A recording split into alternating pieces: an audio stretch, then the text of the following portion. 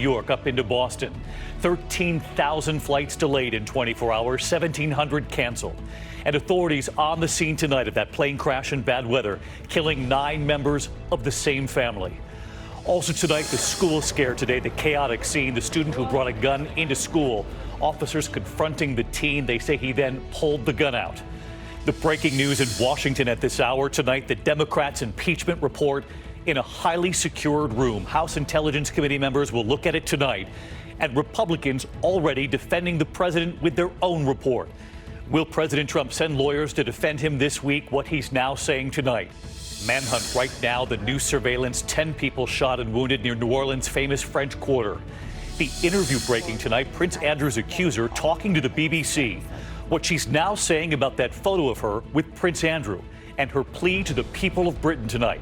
Buckingham Palace responding. Here at home, Chicago's police chief fired tonight. The mayor says for ethical lapses that were, quote, intolerable. And what the mayor did not reveal, she said out of deference to the police chief's wife. And your money tonight, a record-breaking Cyber Monday already, and some of the biggest deals that still remain tonight. This is ABC World News Tonight with David Muir.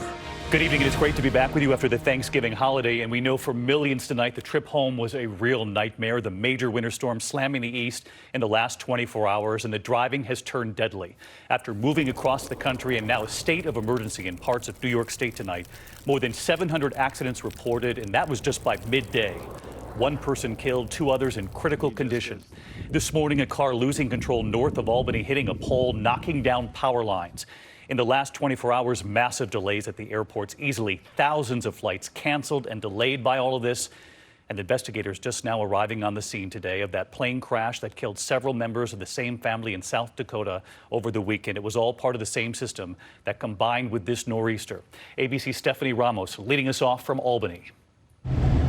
Tonight, that powerful nor'easter making the trip home treacherous for millions. We've got 2 feet of snow here along and north of I-90, and now a band has been curling into the tri-state area. Snowfall rates of 2 inches an hour causing whiteout conditions near Albany overnight. Hundreds of crashes in New York State alone by midday. The roads are dangerous. There's a lot of work to do. Plow driver Mike Cheris tells us people need to slow down. Lack of speed reduction. I think that's the main cause of a lot of accidents.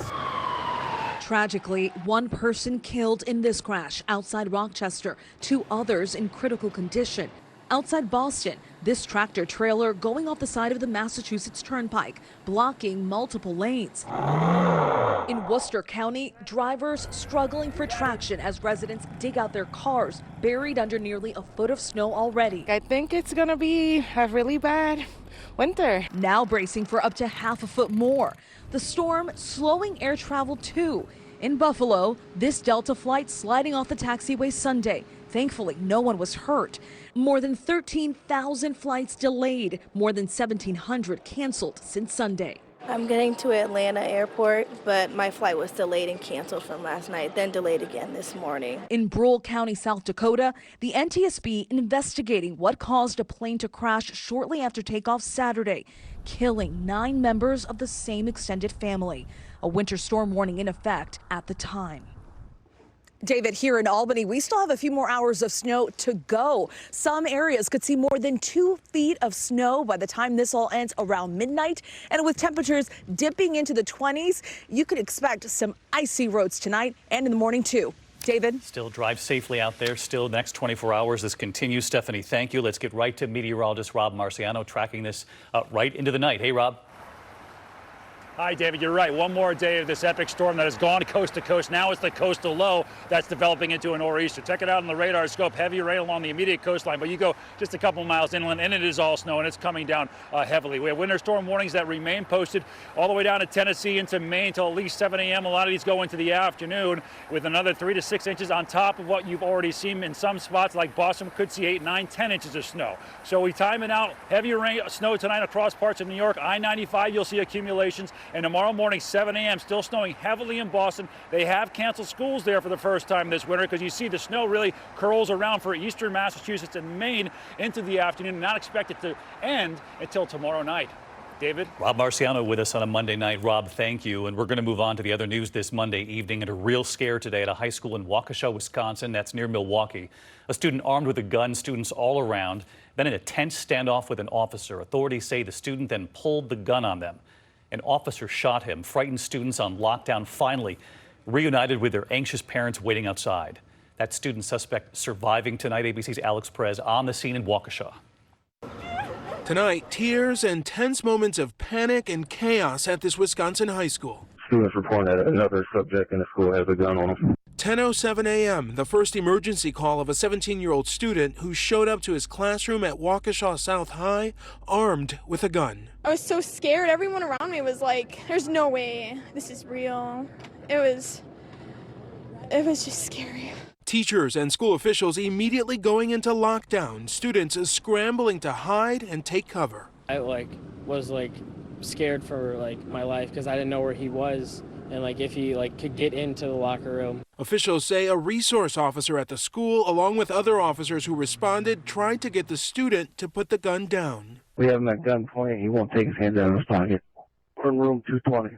That's when terrified students inside heard gunfire, officers claiming they were forced to shoot when the teen took aim. The suspect removed the handgun from his waistband and pointed it at the officers. An officer was forced to discharge his firearm, striking the suspect. That suspect, a student, later carried out on a stretcher. Horrified parents trying to reach their kids, relieved the ordeal was over.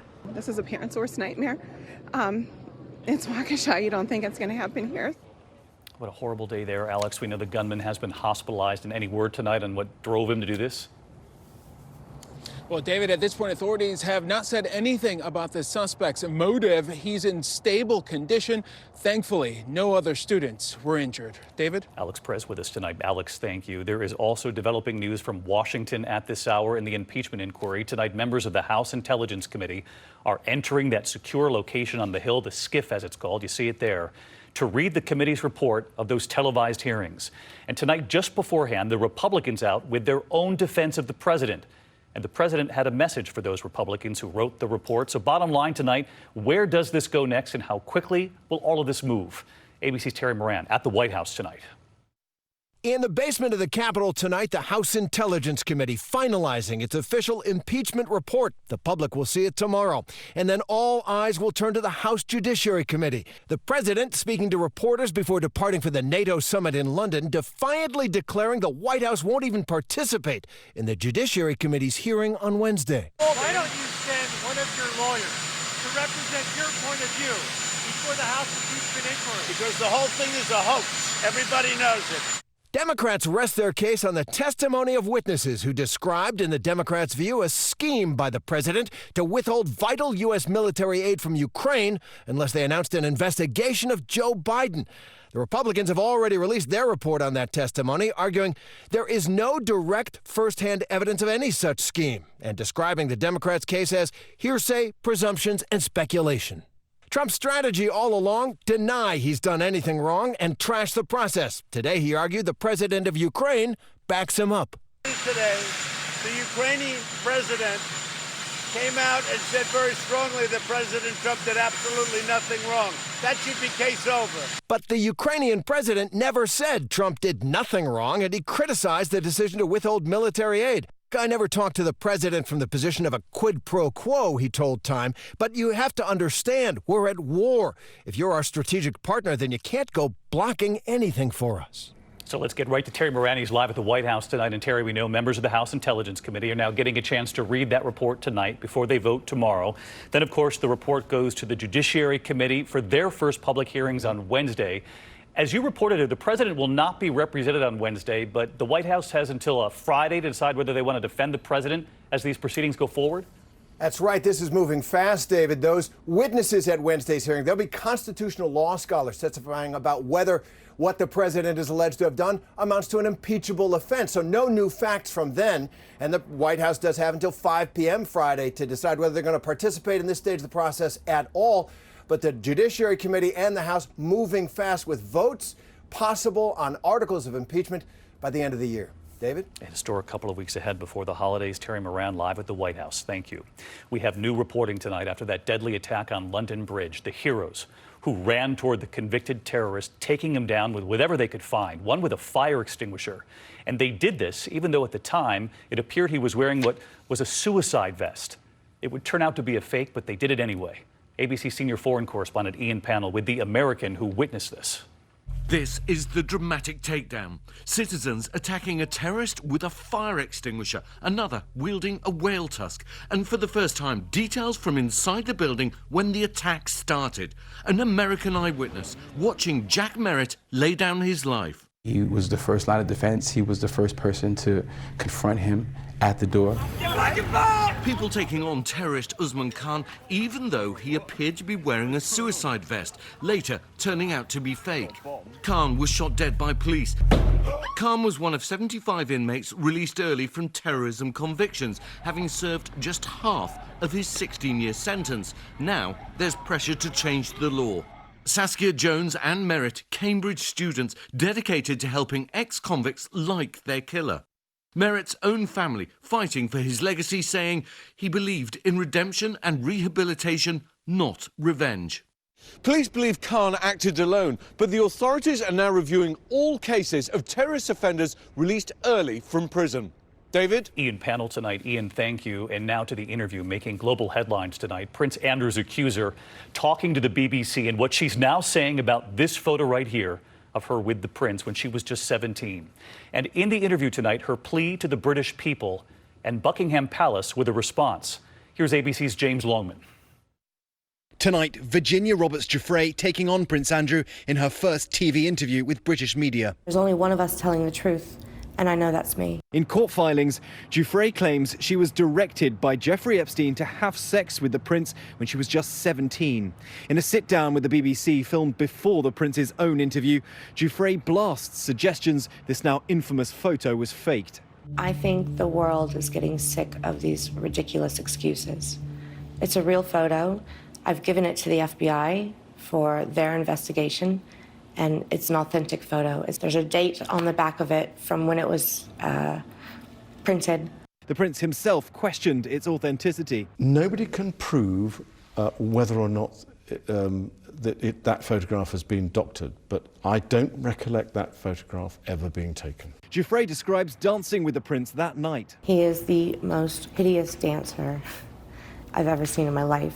I mean, it was horrible, and this guy was sweating all over me. This detail flatly denied by Prince Andrew in that widely ridiculed interview. There's a slight problem with the sweating because I have a peculiar medical condition, which is that I don't sweat, or I didn't sweat at the time. Virginia Giuffre now making her own appeal to the British public. I implore the people in the UK to stand up beside me, to help me fight this fight, to not accept this as being okay. This is not some sordid sex story. This is a story of being trafficked. David, tonight, Buckingham Palace says the prince unequivocally regrets his ill-judged association with Jeffrey Epstein, and he denies any form of sexual contact or relationship with Virginia Roberts, saying any claim to the contrary is false and without foundation.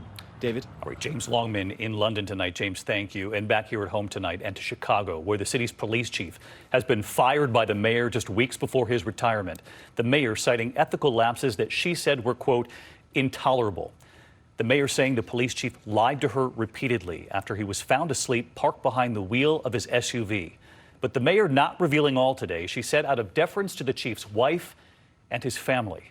Here's ABC's Lindsay Davis. Tonight, Chicago's top cop, Police Superintendent Eddie Johnson, fired just weeks before he was set to retire. After reviewing an inspector general's report and video evidence without being specific, the city's mayor says Johnson lied about an October incident when officers found him unconscious in his SUV. Johnson claimed he hadn't taken his blood pressure medication and had had a few drinks with dinner. He intentionally misled the people of Chicago, and he intentionally misled me. Johnson, who was largely popular in Chicago, gained national attention earlier this year during the Jussie Smollett case. Why would anyone, especially an African-American man, use the symbolism of a noose to make false accusations? Just last month, the mayor celebrated Johnson's more than 30-year career as a police officer. But today,